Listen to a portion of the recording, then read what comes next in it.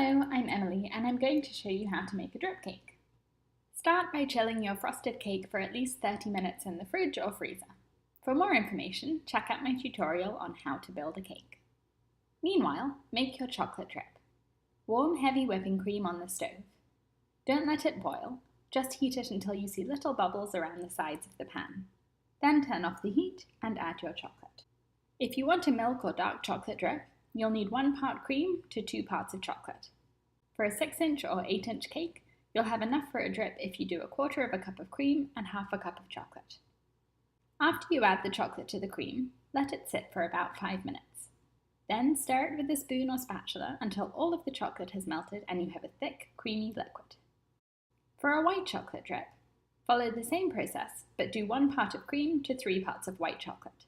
So for a 6-inch or 8-inch cake, you can do 1/4 cup of cream and 3/4 cup of white chocolate. If you're using candy melts for your drip, you'll need 6 tablespoons of cream for each 12-ounce bag of candy melts. Pour the liquid into a condiment bottle, or if you don't have one, you can use a Ziploc bag.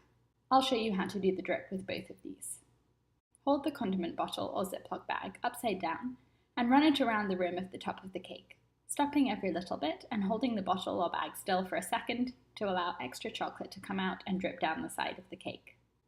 You can either move the bottle around the cake, or if your cake is on a turntable, hold the bottle still and slowly spin the turntable around. Here I'm doing exactly the same thing with a white chocolate ganache drip, also using a condiment bottle. There are 2 ways to get the perfect drip. The first is to make sure your cake is chilled, and the second is to make sure your chocolate is the right consistency. For this cake, I'm using candy melts for my drip, but instead of a condiment bottle, I'm using a Ziploc bag.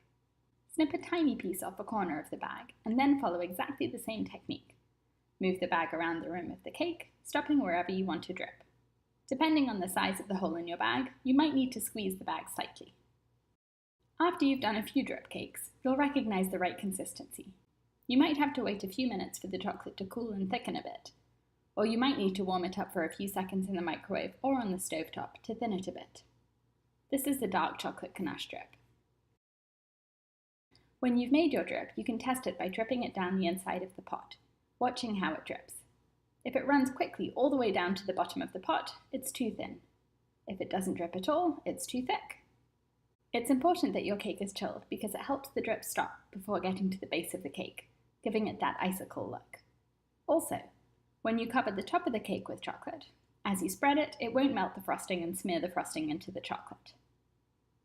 To cover the top of the cake, you can squeeze your chocolate out of the condiment bottle or Ziploc bag, or spoon it onto the cake, and then use an offset spatula to spread it smoothly over the cake. If you're going to add sprinkles, do it now before the drip sets.